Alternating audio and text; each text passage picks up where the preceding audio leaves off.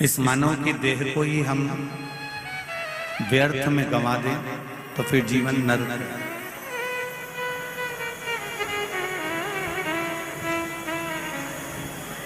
पूरी जिंदगी निकल जाती है मनुष्य की यह जानने के लिए कि हमारा जन्म क्यों हुआ है। कोई आपसे पूछे कि आपका जन्म क्यों हुआ है, किस लिए पैदा हुआ है, किस लिए जन्म हुआ,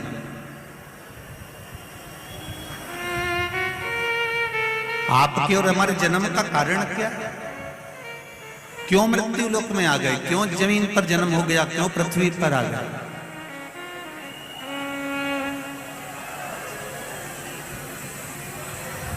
इस जन्म का कारण क्या है? तो उसका दो कारण हमने पहले भी वर्णन किया शिव महापुराण में कि मनुष्य के जन्म का दो कारण है। एक पूर्व में किए हुए कर्म का भोग भोगने के लिए और दूसरा भगवान का भजन करने के लिए यह मानव का शरीर है।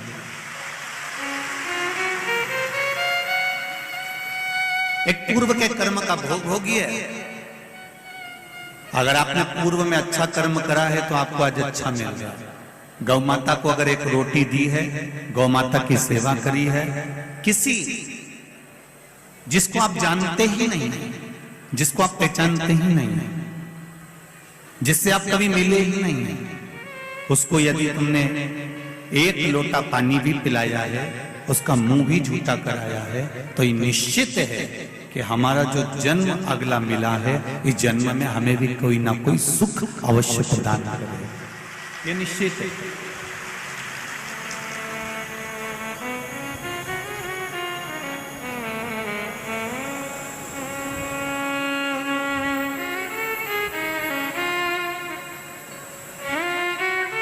ये जो सास और बहू के जो रिश्ते होते हैं, देवरानी और जेठानी के जो रिश्ते होते हैं, कुटुंब और परिवार के जो संबंध होते हैं, रिश्ते होते हैं, शिव महापुराण की कथा कहती है ये जो रिश्ते बनते हैं ये हमारे पूर्व के कर्म के अनुसार बनते हैं।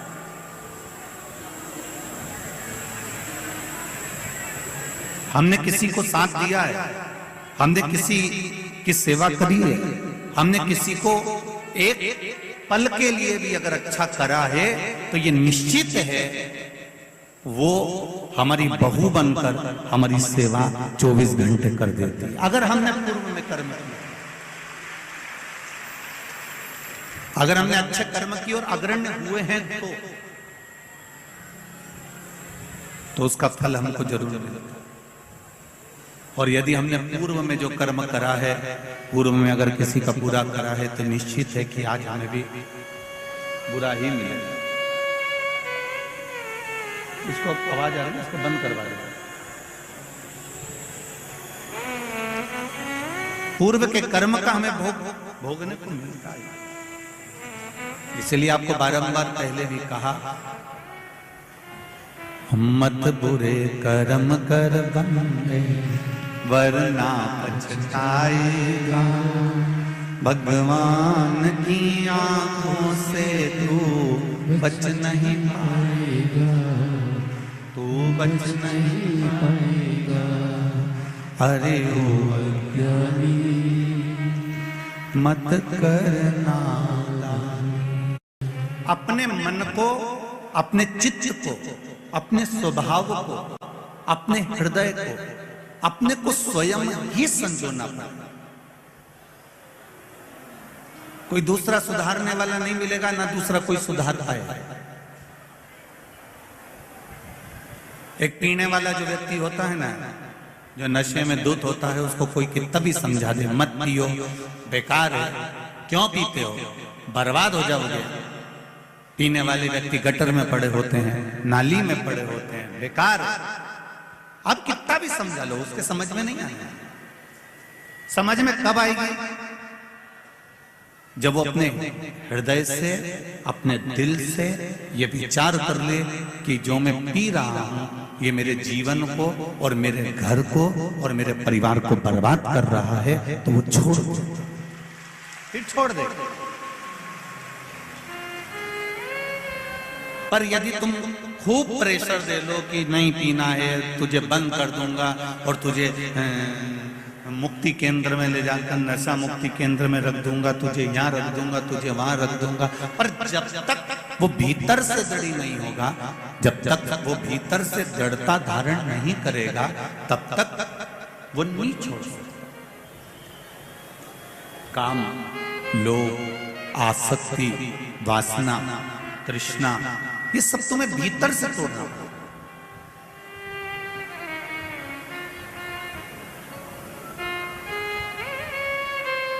अभी कथा में आए हो, 2 बजे कथा चालू हुई, तुम सुबह 8 बजे से कंगी पार्टी कर पूरा के तैयार मैयार हो हुआ के और पहुंच गए। अब सुबह 8-9 बजे से तुम तैयार हो के कथा में बैठे। कितनी पहले से तैयारी करी, तब जाकर 2 बजे कथा चालू हुई, 5 बजे विराम हो जाएगी, आप अपने अपने घर को चले जाएंगे, रात्रि सोएंगे, सवेरे उठ के फिर तैयारी चालू हो जाएगी। और किसी किसी ने तो कथा चालू भी नहीं हुई थी, उससे पहले तैयारी कर ली थी कि मैं तो कथा में जाऊंगी, बाकी का रसोई घर तू देख लेना। किसी ने कर ली। कोई चतुर थे तो उन्होंने पहले से तैयारी करके रख ली कि देखो अब मुझे जाना है, दिवाली आती है हम पहले से तैयारी कर लेते हैं, होली आती है हम पहले से तैयारी कर लेते हैं, ब्याह आता है हम पहले से तैयारी कर लेते हैं, नाना नानी छोरा छोरी की शादी आई, ब्याह आया, जन्मदिन आया तो हमने पहले से तैयारी।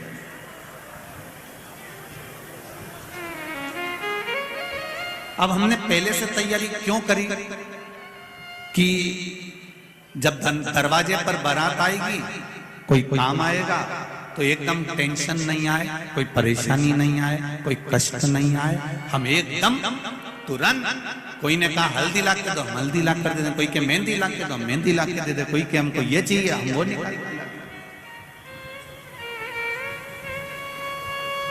ये तैयारी आपने करी। उसी तरह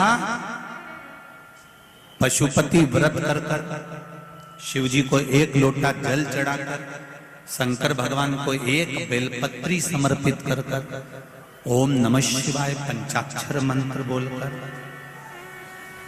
षडाक्षर मंत्र ओम नमः शिवाय बोलकर, श्री शिवाय नमस्तुभ्यम बोलकर, महामृत्युंजय मंत्र का जाप कर कर, गौरी शंकर बोलकर, भगवान शिव का जो तुम नाम जाप कर रहे हो, भगवान शंकर का जो तुम गुणगान कर रहे हो, शिव नाम में जो तुम डूबे हुए हो, शंकर की भक्ति में जो तुम डूबे हुए हो, 1 लोटा जल तुम शिव जी को समर्पित कर रहे हो, या किसी भी रूप में तुम शंकर भगवान की भक्ति कर रहे हो, तो ये विचार कर कर रखना, ये तुम्हारी उस समय की तैयारी है जिस समय पर तुम्हारे जीवन में कोई कष्ट आया तो तुम्हारा महादेव तुम्हारे सामने आकर खड़ा है।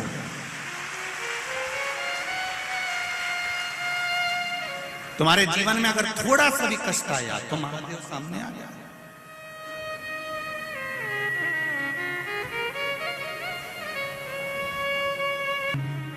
आपका चित्त,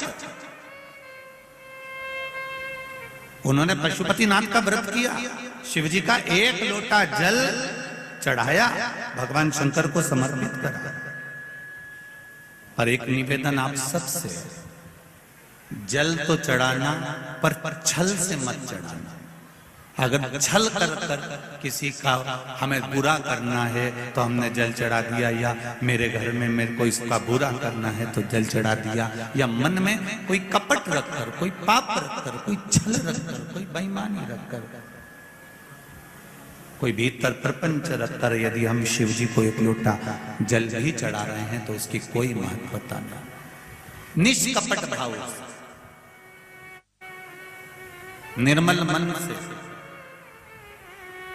निर्मल हृदय से आप शिव जी को रिझाइए।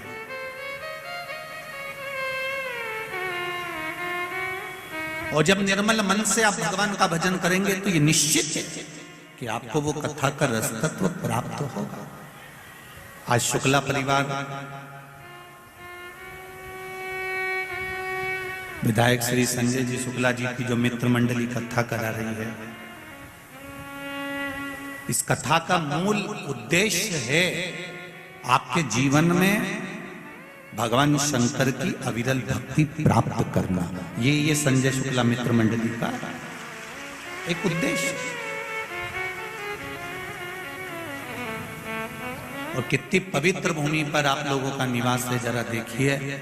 इंदौर में इधर महाकाल बाबा बैठे हैं, इधर ओमकारेश्वर बैठे हैं, इधर क्षिप्रा मैया, इधर नर्मदा मैया और बीच में इंदौर वाले बैठे हैं।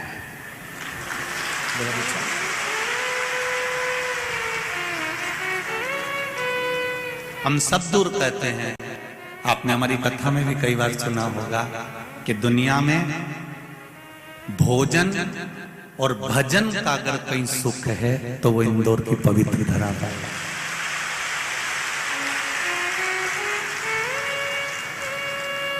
यहाँ पूरे इंदौर में कहीं का मुंगेरी लाल का हसीन सपना दिखता ही नहीं है।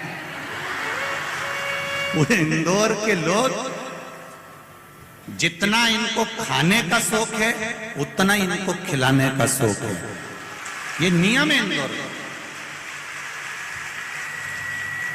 और जो एक बार यहां से खाकर चले जाता है वो दूसरी बार तुम्हें बस केवल खाने के चक्कर ही नहीं याद आता। ये इंदौर की पवित्र बात। और दूसरे नंबर पर यहां का भजन। एक एक मोहल्ले में, एक एक मंदिर में जितने जवान छोरे होन, युवान बेटे होन, कार्यकर्ता होन, जितने अग्रणी नहीं होते उतने इंदौर के जितने मंदिर हैं उस मंदिर में जितनी माताएं आती है उन्होंने अपना छोटा छोटा महिला मंडल बना के रखा है और ऐसा भजन गाती है कि अच्छा अच्छा भजन गायक को पीछे। और इन्हें किसी से मतलब नहीं।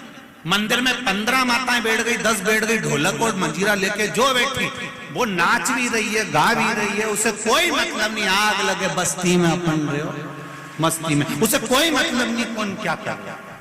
और अभी अभी शिव पुराण सुन सुन के तो माताएं ऐसी हो गई कि शंकर जी अपना और अपन शंकर जी के, बस अपने किसी से मतलब नहीं। अगर ये शंकर जी के पास बैठी है फिर तो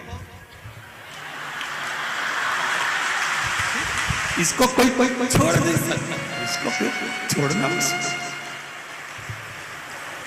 अच्छा, उधर खड़ा हुआ व्यक्ति, कई कई जेंट्स लोग आते हैं तो वो आंख भी दिखाते हैं।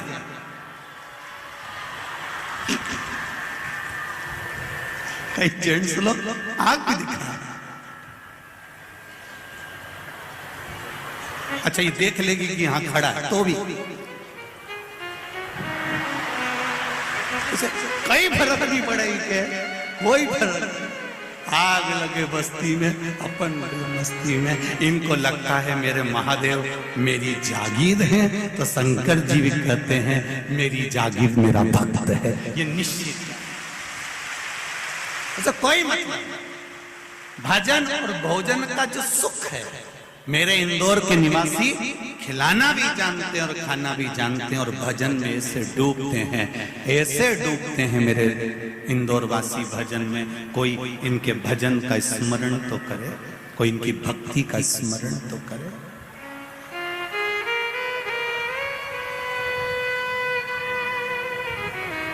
शंभो शरणे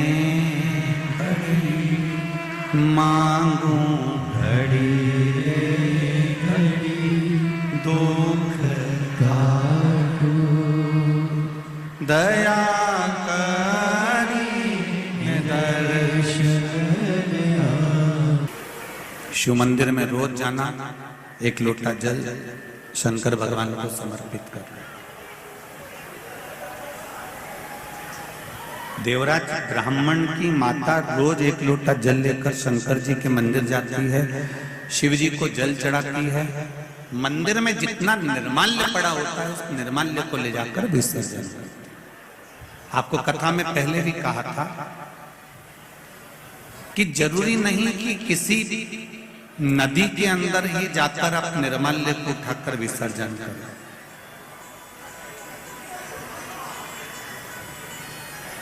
क्योंकि अगर हम सारा मंदिर का पूरा के पूरा निर्माल्य उठाकर अगर किसी नदी में, पवित्र नदी में विसर्जन करें तो पवित्र नदी भी धीरे धीरे धीरे धीरे फूल पत्ती से वो भी दूषित होती चली जाती।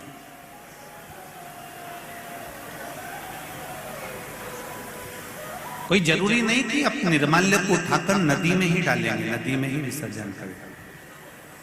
शिव महापुराण की कथा कहती है उस निर्माल्य को ले जाकर किसी एक खड्डे में एक जगह ऐसी बना ली जाए जहां पर आप उस निर्माल्य को ले जाकर डालते जाए। धीरे धीरे धीरे धीरे वो निर्माल्य भी खाद का रूप ले लेगा और उससे प्रकृति की सुंदरता में कहीं कहीं वृक्षों में उसको डालने के भी हम प्रयोग में ले सकते, उसको डाल सकते।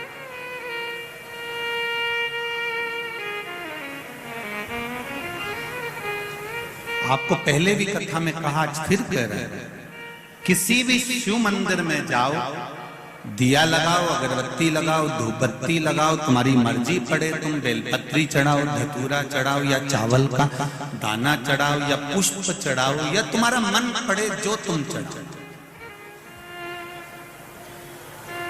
पर उससे बड़ा है शंकर मंदिर में जाकर, भगवान शंकर के शिवालय में जाकर, शिवालय के अंदर पहुंचकर दिया लगाने से धूपबत्ती, अगरबत्ती या चावल या बेलपत्र चढ़ाने से भी ज्यादा फल मिलता है। शिव मंदिर में जाकर, शिवालय में जाकर, शंकर मंदिर के आसपास अगर कोई निर्माल्य पड़ा हो या कोई गंदगी हो रही हो, उसको साफ कर देने से भी हमारे जीवन की राहें साफ हो जाती।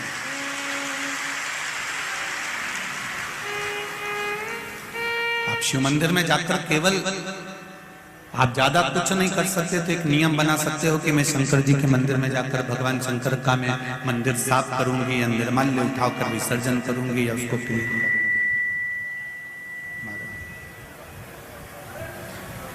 आप जाकर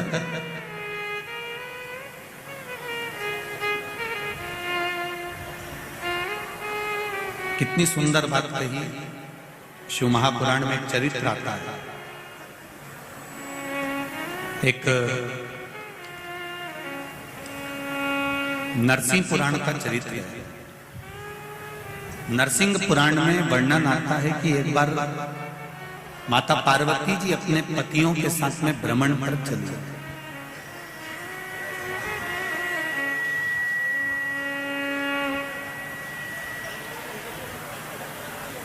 और माता पार्वती जी जब भ्रमण पर चली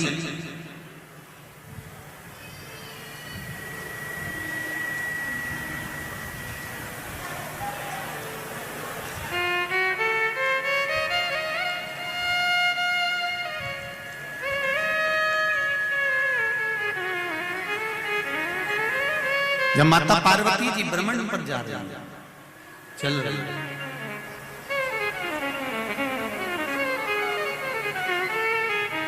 माता द्रौपदी जी जब अपने पतियों के साथ में भ्रमण पर चली हैं, नरसिंह पुराण कह रही है कि द्रौपदी अपने पतियों के साथ जा रही थी और जाते जाते जाते जाते बीच मार्ग में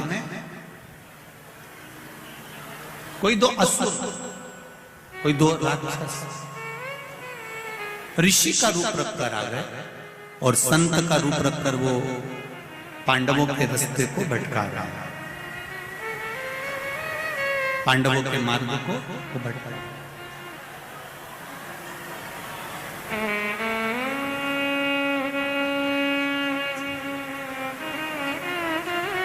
बीच मार्ग में उनका भेंट जाना,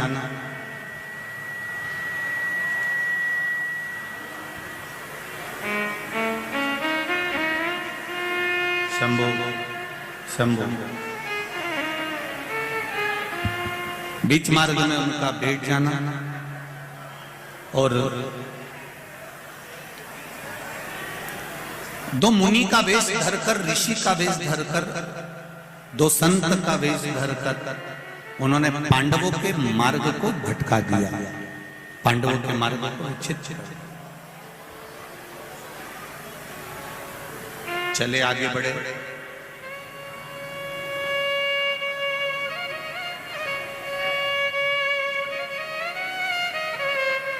दोनों के दोनों असुर जब आगे बढ़कर चलते हैं, आगे बढ़कर जाते हैं, तो उन्होंने जब द्रौपदी का सुंदर स्वरूप देखा और द्रौपदी के सुंदर स्वरूप को देखकर दोनों लोभित हो गए, मोहित हो गए और द्रौपदी को पाने का तरीका ढूंढने लगे। अब पांडवों को अलग मार्ग पर भेज दिया और ये दोनों असुर, दोनों दैत्य, दोनों राक्षस द्रौपदी जी को पकड़कर ले जाने के लिए आतुर हो गए।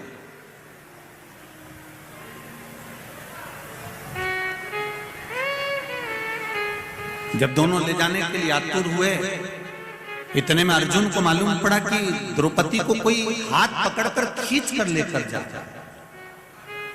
अर्जुन पीछे पीछे भागे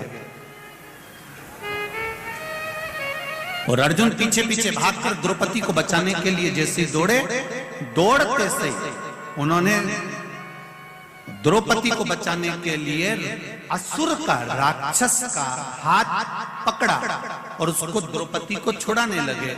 बस छुड़ाते से वो जो असुर था बहुरोमा, जिसका नाम था बहुरोमा दैत्य, उस दैत्य ने भगवान विष्णु जैसा स्वरूप धारण कर लिया, नारायण सा स्वरूप हो गया उसका। अर्जुन देखकर आश्चर्य कर गया। अर्जुन ने पूछ लिया कि बहुरोमा, आप ये राक्षस की प्रवृत्ति में कैसे आ गए?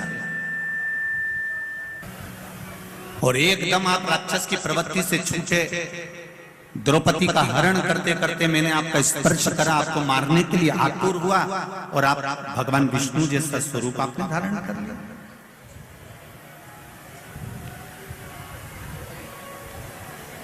बहुरोमा ने कहा, मैं चंद्रवंशी राजा था, मेरा नाम जयध्वज था।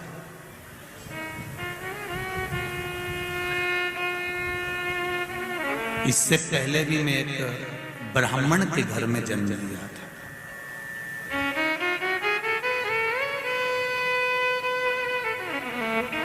चंद्रवंशी राजा रहा, मेरा नाम जयध्वज रहा। मेरा एक नियम था, शंकर जी के मंदिर में जाकर केवल झाड़ू लगाना, पोछा लगाना, कोई वस्तु पड़ी उसको उठा लेना या मंदिर को लीपन कर देना।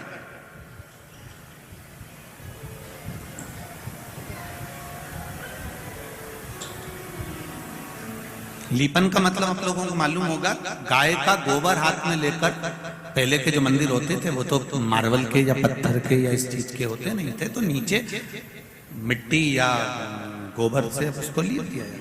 लीपन का मतलब होता है कि हमने अपने अहंकार को भगवान के चरणों में विलीन कर दिया, इसको लीपन कहलाता था। अभिमान शिव जी को, भगवान के चरणों में हमने अपना अभिमान छोड़ दिया, इसको लीपन कहते हैं। लीपन का ही भाव कह दिया, लीन हो जाना, परमात्मा में समाहित हो जाए। अब मेरा नाम जयध्वज था, मैं चंद्रवंशी राजा था। शिव मंदिर में जाकर रोज झाड़ू लगा देना, पोछा लगा देना, लीपन कर देना।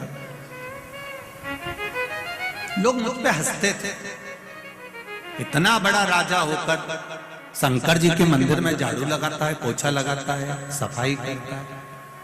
मेरा माताओं से निवेदन है, जितने भाई लोग यहाँ कथा सुन रहे हैं उनसे भी निवेदन है, एक बात अपनी जिंदगी में उतार कर रखना।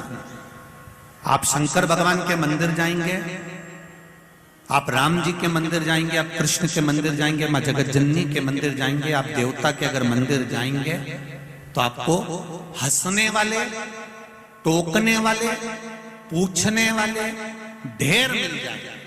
और आप किसी शॉपिंग मॉल में शॉपिंग करने जाओगे या टॉकीज में फिल्म देखने जाओगे, ना तो कोई आपको पूछेगा, ना आपको कोई टोकेगा, और ना आपसे कोई मतलब रखेगा। दोनों में अंतर है, जरा ध्यान रखिएगा। मंदिर जा रहे हो तो 50 बार पूछ रहा है पशुपति व्रत क्यों करे, किसके लिए करे, सियोर वाला महाराज ने बताया था क्या, मंदिर क्यों जा रही है, लोटा भर के जल क्यों चढ़ा रही है, क्या कर रहा है, कारण क्या है, क्या हो गया ऐसा जो मंदिर जाने लगी। तुम तो पढ़े लिखे लोग हो, क्यों चक्कर में पड़ जाते हो। अच्छे जीन्स पहन के मंदिर जा रहे हो, टी शर्ट पहन के जा रहे हो, तुम्हें तो अक्ल होना चाहिए। काहे को तुम इसमें मंदिर में जा रहे हो, क्यों जा रहे हो। अगर तुम ये बात टाकीज में जाने वालों से कह दो रे क्यों जा रहे हैं, फालतू के कलाकारों का कला देखने के लिए मंदिर जाओ। तुम इनसे कह दो कि शॉपिंग मॉल में क्यों घंटे 2 घंटे बर्बाद कर रहे हो, कोई नहीं कहेगा। हम दिख भी गए ना तो थोड़ी सी स्माइल दी, इससे ज्यादा कुछ।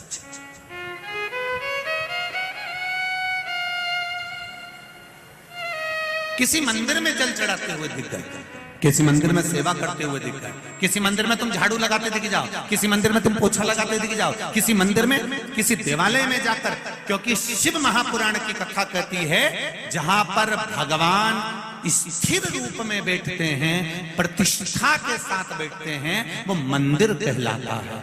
जहां पर मेरा देव अधिदेव महादेव बैठता है वो मंदिर नहीं, शिवालय कहलाता है। वो शिवालय, मंदिर में और शिवालय में अंतर होता है। मंदिर में भगवान एक बार बैठ गए तो बैठ गए, और शिवालय में जहां पर मेरा देव अधिदेव महादेव बैठा हुआ है, जिसके सामने नंदी बैठा हुआ है, नंदी से शिवालय की जहां स्थापना होती है, शिवलिंग जहां रखा रहता है, वहां एक सूत्र बांधा जाता है। सूत्र, उस सूत्र के बंधने से यह सिद्ध होता है कि मेरा महादेव प्रतिदिन नंदी पर बैठकर इस मंदिर से निकलकर घूमने जाता है। रोज, प्रतिदिन, हर पल।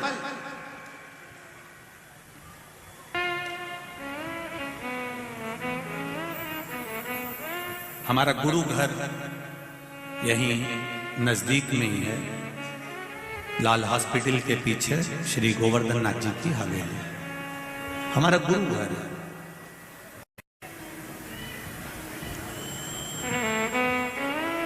परम पूज्य गुरुदेव श्री विठलेश राय काका जी महाराज गोलोकवासी, उनकी गुरु दीक्षा ब्रह्म सम्मन, उसके बाद में परम पूज्य गुरुदेव गोलोकवासी श्री देवकीनंदन महाराज श्री, फिर उसके बाद में अभी जो वर्तमान में विराजमान है श्री दिव्येश बाबा विराजमान। हवेली जी गोवर्धन नाथ जी की हवेली जी कही जाती है, उसको मंदिर नहीं कहते, क्योंकि वहां पर भी मेरा कन्हैया छोटा सा कभी झूले में आकर बैठ जाता है, कभी पलने में आकर बैठ जाता है, कभी राजभोग में आकर बैठ जाता है, कभी शयन के लिए अंदर चले जाता है। वो अपने घर में भ्रमण करता है। इसलिए वो गोवर्धन नाथ जी का मंदिर नहीं, हवेली है वो गोवर्धन नाथ जी का, उनका निज घर, निज स्वरूप वहां विराजता। उसी तरह शंकर जी का मंदिर नहीं होता, छोटा सा भी अगर तुमने मंदिर बना दिया है तो वो शिवालय है, जहां पर मेरा देवाधिदेव महादेव, जहां पर मेरे शंकर भगवान, जहां पर मेरे भोलेनाथ अपनी पार्वती जी के साथ में, गौरा जी के साथ में नंदी पर सवार होकर भ्रमण के लिए प्रतिदिन निकलते हैं। रोज, ऐसा कोई पल नहीं, ऐसी कोई घड़ी नहीं, ऐसा कोई क्षण नहीं।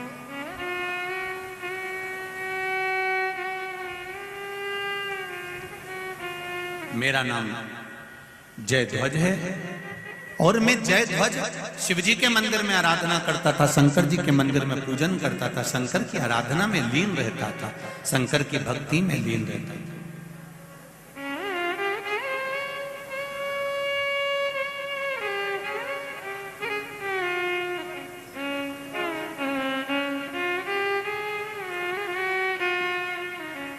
अपने को श्रेष्ठ मानना और अपने आप को विद्वान मानना या अपने आप को श्रेष्ठ मानना, बाकी के किसी को आप सम्मान नहीं देना। इससे मेरी गति बिगड़ी है। महाराज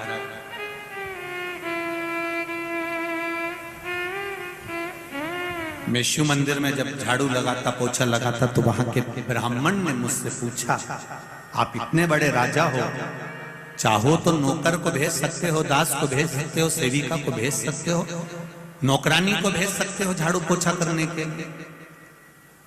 और हमारे यहाँ स्कंद पुराण में जो 16 सोमवार के व्रत की महत्वता कही है,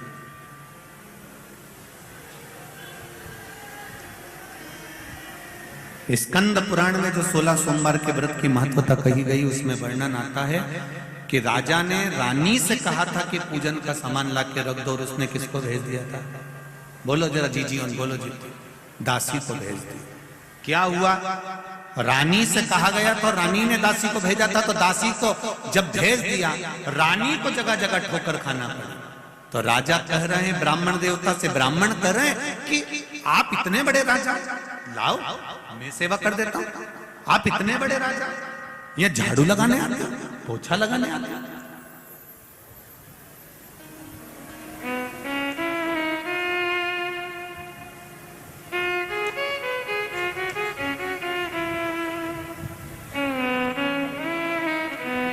कई लोग बहुत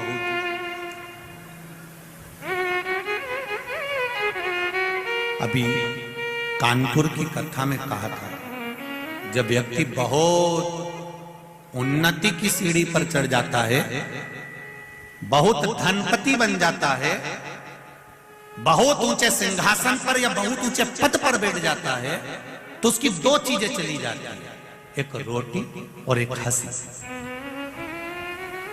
ये दोनों चीजें धीरे धीरे कम होती चली जाती।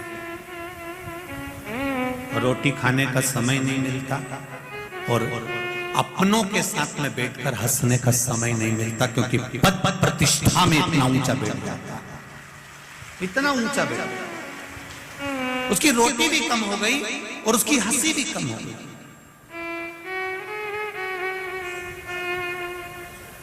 अच्छा, हमारे शास्त्र कहते हैं उसकी रोटी और हंसी कम हो जाती है, पर हम तो कहते हैं साथ में उसकी ताली भी कम हो जाती है, उसका भजन भी कम हो जाता है, उसका स्मरण भी कम हो जाता है। तुम देखना, बहुत साधारण सा जो व्यक्ति होगा ना, कथा में बैठ जाएगा, खूब एंजॉय करेगा, खूब नाचेगा, कथा भी सुनेगा, जहां मर्जी पड़ गई वहां बैठ गया। और कहीं कहीं की बहुत वीआईपी,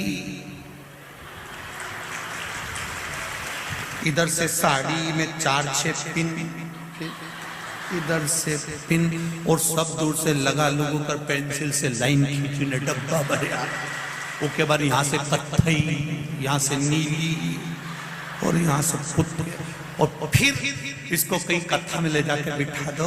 और भजन में, जब भजन में ताली बजाने का नंबर आया,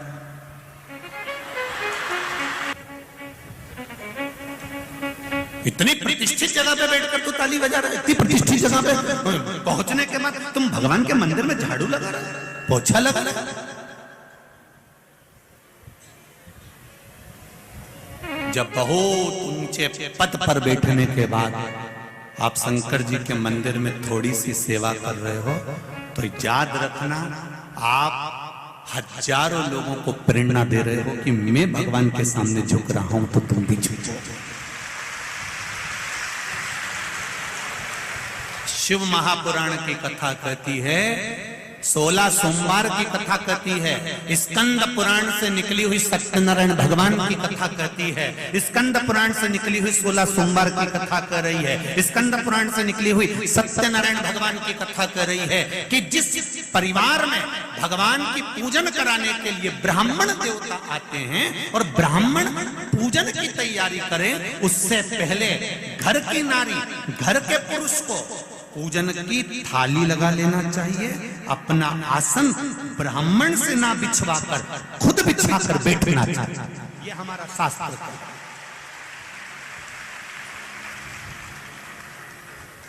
पर आज के जमाने में लोगों ने बिगाड़ दिया, आसन भी बेचारे ब्राह्मण देवता लेके चलते हैं, जजमान को यहाँ हम बिछा दे रहे, बैठ जाओ आंटी।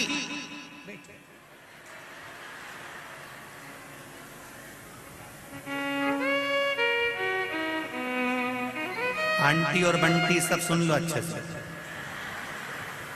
आसन भी खुद लगाइए, पूजा की थाली भी खुद लगाइए, पूजन का विधान पाटे पर भले ब्राह्मण देवता जमाए, कलश ब्राह्मण देवता रखें, पर थाली स्वयं लगा कर रखिए। जैसे तुम्हारे यहाँ पर कोई अतिथि आता है तो टेबल पर पहले से काजू बादाम पिस्ता इलायची, हम जहाँ ठहरे हैं वर्मा जी के यहाँ, कल हम गए थे तो उन्होंने पूरा सामान जमा के रखा था। तो लगे कि नहीं लगे कि बताओ कितने अच्छे परिवार है, कितना अच्छा घर है, यहाँ पूरी चीज इनने जमा के रखी, कितना सुंदर व्यवस्था करके रखी। अब मालूम पड़े तुम देव अधिदेव महादेव का अभिषेक करवा रहे हो, शंकर जी की पूजन की तैयारी कर रहे हो, शिव जी का पूजन करना है तुमको, और थाली तुम दूसरे से लगवा रहे हो। शिव महापुराण की कथा कहती है एक अपने घर की तिजोरी की सफाई, एक अपने घर के माता पिता की सेवा, और एक पूजन की थाली स्वयं को लगाना चाहिए। स्वयं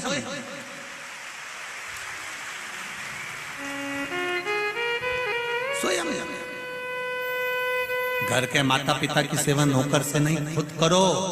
तिजोरी है ये, घर की तिजोरी। कभी नौकर से कहते ना बेटा घर चले जा, मेरी तिजोरी रखी, उसकी सफाई कर दे। नौकर ऐसा साफ करेगा दादा, भेरू पूरा सिंदूर चढ़ा के चले जाएगा पूरा, और दिखेगा ही नहीं तेरे को। तो देख अब नौकर से कहो कि घर की तिजोरी की सफाई कर दे, करे हो, साफ साफ कर जाएगा। घर की तिजोरी की सफाई का हक घर के व्यक्ति का है, माता पिता की सेवा का हक घर के व्यक्ति का है, उसी तरह पूजा की थाली लगाने का हक घर के व्यक्ति का है। ये निश्चित अब स्वयं लगाए, स्वयं।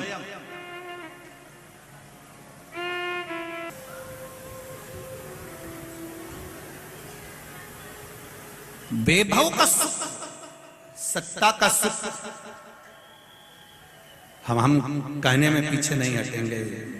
जिसके घर में जो सत्ता का भी अगर सुख भोग रहे हो तो ये निश्चित है कि आपने पूर्व समय में जरूर शंकर जी के मंदिर में या तो झाड़ू लगाई होगी, या सेवा करी होगी, या वहां का निर्माल्य उठाकर विसर्जन करा होगा, या पूजा की थाली लगाई,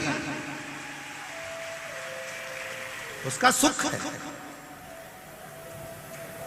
हम जहां भी कथा करने जाते हैं तो हम हमेशा स्मरण में रखते हैं कि भोलेनाथ जी, हम उनसे भी कहते हैं बाबा तूने जितनी जगह कथा कराई, चाहे कानपुर कराई हो, चाहे काशी कराई हो, चाहे जहां जहां आप कथा करा रहे हो, या आपकी कृपा करुणा है, तो हमने देखा है जहां शंकर भगवान को मानने वाला होता है या शिव भक्ति में डूबने वाला होता है, ये शिवपुराण होती भी वहीं पर हो जहां शंकर के भक्त।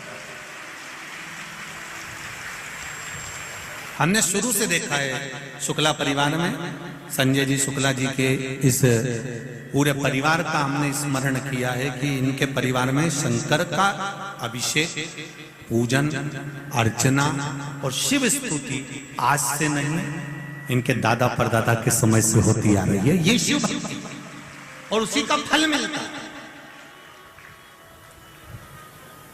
और उसी का फल, उसी का आनंद।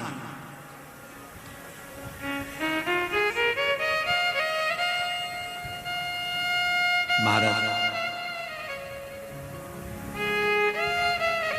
जय ध्वज ने कहा ब्राह्मण देवता मैं शंकर जी के मंदिर में झाड़ू लगाता हूं, पोछा लगाता हूं, इसीलिए मेरे को आज राजा का राज्यपाट मिला हुआ, राज्यपाट मिला, मैं नहीं छोड़ूंगा नहीं। तो भगवान के मंदिर में सफाई करना क्यों नहीं छोड़ते?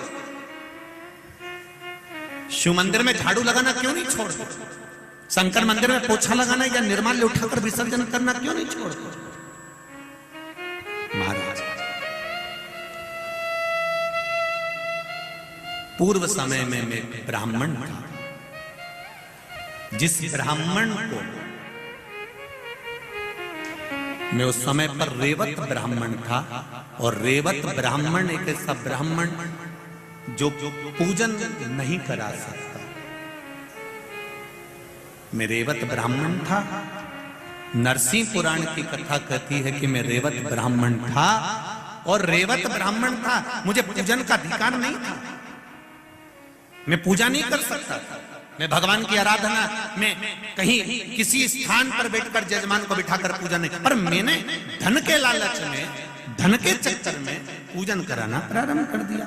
मुझे धन मिलने लगा, पैसा मिलने लगा, पर मैं रेवत था माना, पर मेरी बुद्धि भगवान में नहीं रम पाती थी। मैं वेश्यावृत्ति में लगा रहता था, जुए में लगा रहता था, गलत काम करता था, गलत चीज में डूबा रहता था। एक बार मैं किसी जगह पर पूजन करा कर आ रहा था। पूजन करा कर आते आते मैंने एक सुंदर स्त्री को देख लिया। मेरे पास में पूजन का जो झोला था, पूजन की जो पोटली थी, उसमें बहुत सारी सामग्री थी। जरा ध्यान से सुनना कि मंदिर में केवल सफाई करने से क्या मिल जाता है, केवल निर्माल्य विसर्जन करने से क्या मिल जाता है, केवल मंदिर में आप साफ रख दो तो उससे क्या प्राप्त हो जाता है। राजा कह रहा है, जयध्वज कह रहे हैं, ब्राह्मण देवता, मैं पूर्व समय में एक ब्राह्मण था, रेवत ब्राह्मण था, और मैं ब्राह्मण पूजन कराने का मुझे हक नहीं था उस समय, पर मैंने पूजन कराई, इकट्ठा करा। एक बार पूजन करा रहा था, मर्द में से एक सुंदर स्त्री निकल कर जा रही थी। उस स्त्री को मैंने देख लिया, जबरन पकड़कर उसको टूटे हुए खंडेरे की ओर लेकर गया। मुझे नहीं मालूम था कि ये शिव जी का मंदिर है। मैं गलत कार्य के लिए उसको लेकर गया था। मैंने जब अंधेरा देखा तब अपने पात्र में से, अपने वस्त्र में से थोड़ा सा घी जो लाया था यजमान के यहाँ से, उसको निकाल कर अपने ही उस पात्र में से थोड़ा सा कपड़ा निकाल कर फाड़ कर दिए में डुबो कर उसको जलाया। गलत करने के लिए गया था। उस नारी के साथ में मैं गलत कर्म करना चाहता था। अपना वस्त्र उठाकर मैंने मंदिर का वो फर्श, मुझे नहीं मालूम कि शिव मंदिर है, और उसको मैंने साफ किया और गलत कर्म के लिए मैं वहां बैठा। इतनी देर में सामने से राजा के दूत आ गए। उनको लगा कोई इस खंडेरे के अंदर फंसा पड़ा है और लगता है कि कोई ना कोई हमारे राज्य का निंदक होगा, खबरी होगा। जानकर वहां पर राजा के दूत आ गए और उन्होंने मुझे मार डाला। शिव मंदिर में ही मेरे प्राण चले गए। मेरा प्राण जब गया, मुझे अगला जो जन्म मिला है, वो जन्म मेरे प्राण छूटने के बाद जो मुझे प्राप्त हुआ, वो बैकुंठ का पद प्राप्त हुआ। जब मैं इतना बड़ा पापी था, मेरा पाप कर्म कितना प्रबल था, मैंने पाप कर्म कितना करा था, इतना पापी होने के जब मैं बैकुंठ के रास्ते पर गया तो मैंने चित्रगुप्त महाराज से पूछा, मैंने दिन रात पाप किया है, बेकार से बेकार कर्म किया है, फिर मुझे ये बैकुंठ का राज्य कैसे मिल गया, ये बैकुंठ का सुख कैसे मिल गया? तो कहा, तुमने शिव मंदिर में वस्त्र से थोड़ा सा गंदगी साफ करी थी और एक दिया लगाया था, उसका पुण्य है कि बैकुंठ का मार्ग। वहां भी मैं शांति से नहीं बैठा। जब एक बार धर्मराज मेरे सामने आए और मैंने उनसे कहा कि मुझे, धर्मराज ने पूछा कि बैकुंठ में कुछ चाहिए तुमको?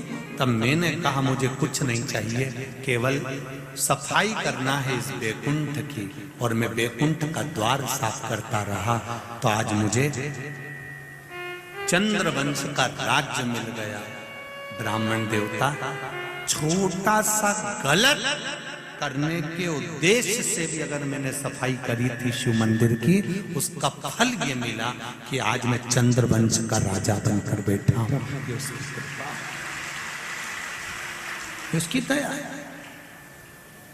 मेरा आप सबसे निवेदन है, जितने भी लोग आस्था चैनल पर कथा सुन रहे हैं, फेसबुक यूट्यूब पर कथा सुन रहे हैं, या जितने ये इंदौर की पावन धरा में बैठकर कथा सुन रहे हैं, आप सबसे निवेदन करूंगा कभी शंकर के मंदिर में एक लोटा जल लेकर अगर नहीं भी गए, नहीं आप दिया लेकर गए, नहीं आप अगरबत्ती लेकर गए, नहीं आप धूप बत्ती लेकर गए, नहीं आप एक बेलपत्र लेकर गए, तो शिव मंदिर का केवल कर देने पर भी आपको जो फल मिलेगा वो फल की गणना तुमने जिंदगी में नहीं करी, वो फल प्राप्त।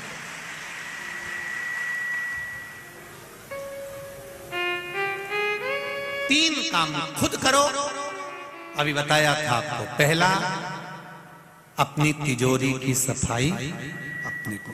दूसरा, बोलो बोलो जमते जरा, अपने माता पिता की सेवा खुद को करना। और तीसरा, अपनी पूजन की थाली, बहू से नहीं कहना आज मेरा पशुपति व्रत है पूजन की थाली लगा दे, नहीं नहीं नहीं, खुद लगाई। पशुपति व्रत में मीठे का भोग लगता है, खुद बनाओ, खुद स्वयं तैयार। घर से 3 हिस्से करके मत ले जाओ, मंदिर में जाकर नीचे आपने कागज रखा या दोना रखा या पात्र रखा, 3 हिस्से करो। 6 दिए लेकर जाते हो तो 6 ही दिए जमीन पर रखो, पहले 5 प्रज्वलित करो, एक वापिस थाली में रखकर लेकर आओ, प्रसाद भी बाद में एक हिस्सा लेकर आओ, पर खुद निर्माण करो, खुद करो स्वयं। उसका फल क्या होगा ये आपको मालूम पड़ेगा। देवराज नाम का ब्राह्मण जिनकी माता रोज शिव मंदिर में जाती है, एक लोटा जल चढ़ाती है, शंकर भगवान का भजन करती है, कीर्तन करती है, घर की एक नारी भी अगर शंकर भगवान को एक लोटा जल चढ़ा रही है तो यह अंदाजा लगाकर रखना कि उस जल का फल पूरे परिवार को, कुटुंब को प्राप्त।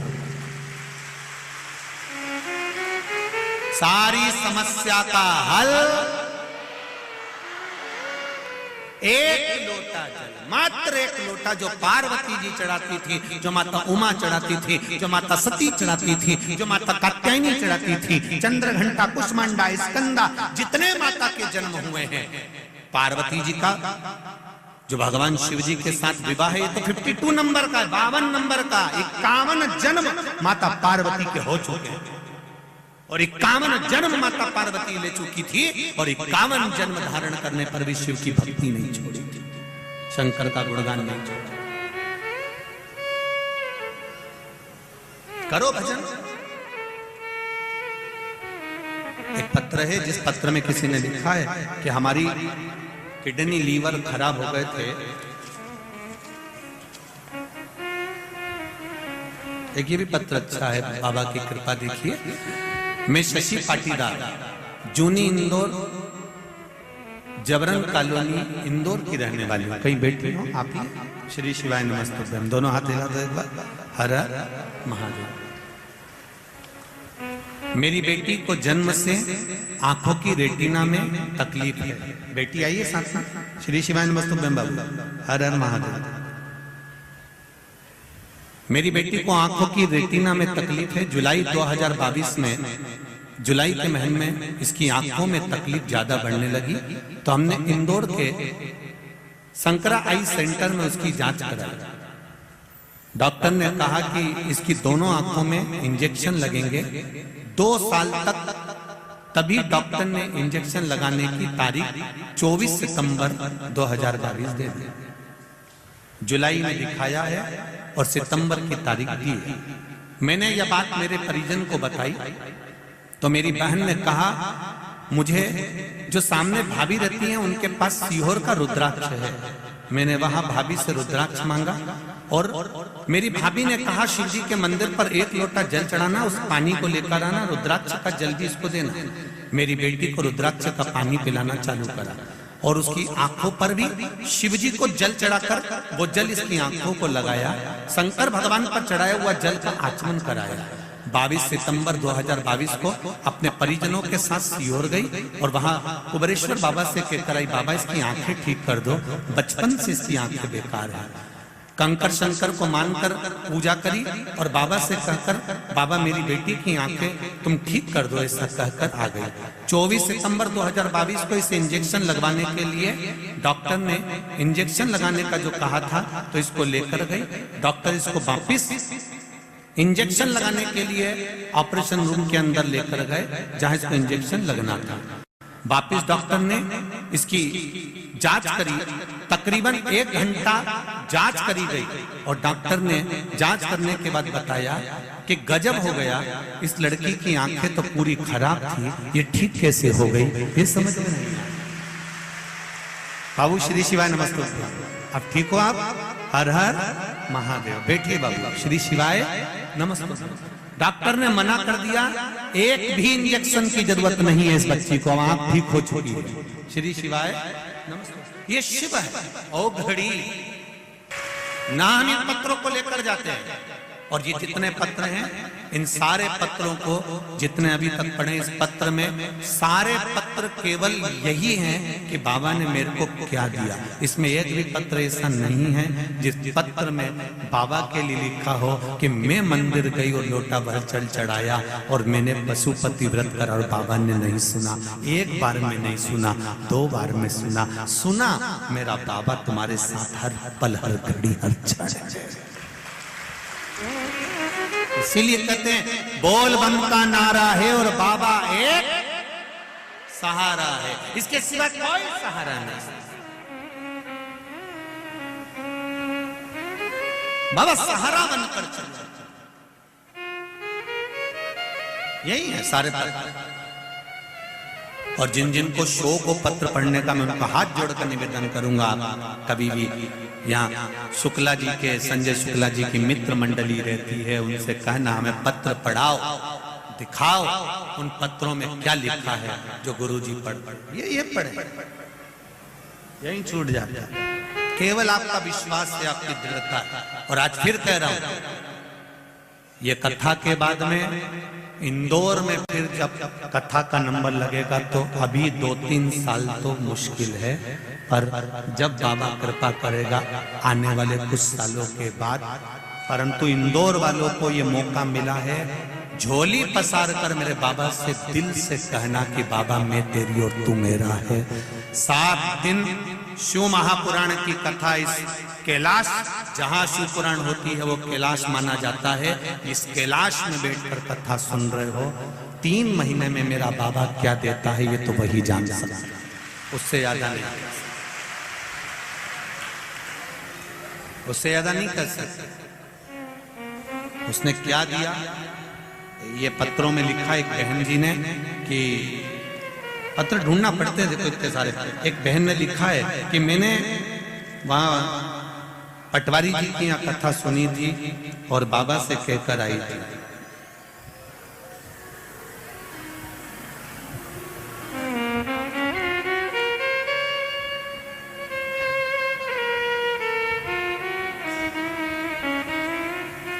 जिसने लिखा हो पत्र में है उसमें कि मैं उस कथा में, बाबा की कथा में बैठकर बाबा से कहकर आई थी, बाबा मेरा मकान नहीं है इंदौर नगर में, मेरा मकान इंदौर शहर में नहीं है, मैं बहुत तकलीफ में हूं।